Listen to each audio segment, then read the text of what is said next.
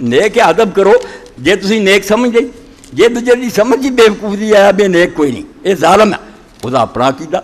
کالا قصور ہے، وہ دی سمجھ اولاد۔ امام بخاری نے باب لکھے، اور ہر بندہ جڑا صحیح بخاری تو پڑھ سکتا کتاب الحافظوں کہ حضرت عمر رضی اللہ تعالیٰ نے ایک بدری صحابی نے منافق کیا، امام فرماؤں کافر ہو گیا،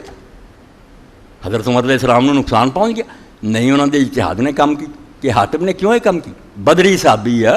رسول اللہ دا ساتھی ہے، انہیں کیوں کفار مکہ نو خط لکھتا؟ نبی علیہ السلام دا ارادہ ہویا کہ بیت اللہ شریف جڑا اتنے لڑائی نہ ہوئے، جھگڑا نہ، امن نہ، مکہ فتح ہو جائے، خفیہ رکھیا، اعلان نہیں کیتا، صحابہ کرام نے نہیں دسیا، چپ چپاتے چلے جی، مگر حاتم نے جڑا سی وہ خط لکھ دیتا کہ رسول اللہ دا ارادہ مکے دے کافراں نو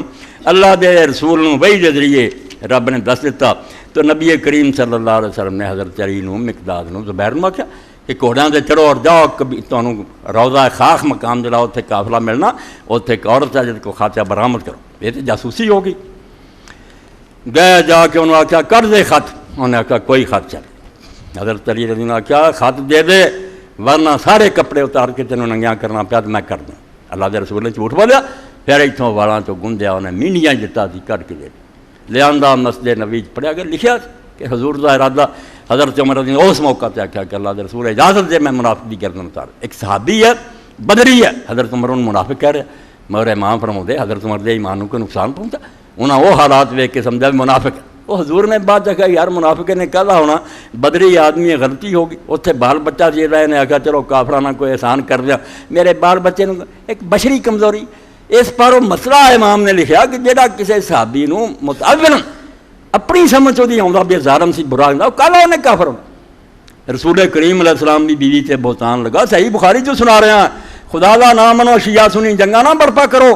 کافر مرن سے چلے آ تمہوں، انہاں فرق کرنا بھی شیعہ کی سنی، اگ لا دینی مڑ کے نہ سنی رہنے نہ شیعہ رہنے۔ رسول کریم علیہ السلام دی زوجہ محترمہ ام عائشہ رضی اللہ عنہا تے بہتان لگا، کڈا بڑا کام، پیغمبر خدا نے دیکھ کے مسجد آ کے خطبہ دیتا، اجے وہی نہیں سی اتری کہ لوگوں میری عزت تے حملہ ہویا، کہ نہ میں نے وقت پوچھایا سب عبداللہ بن وہی نے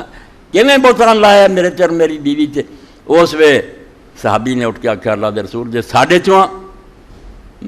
اوس دا صحابی اسید ابن حذیر، انہیں آخیا جے ساڈے قبیلے چوں حکم دیو سر لا دی، تے جے ساڈے بھراواں چوں حضرت تاج فرما۔ حضرت سعد بن عبادہ رضی اللہ تعالیٰ ایڈا بڑا بندہ، خود ام المومنین عائشہ فرماتے ہیں رجل صالح، ایڈا نیک بندہ سی مگر اس حملۃ الحمیہ،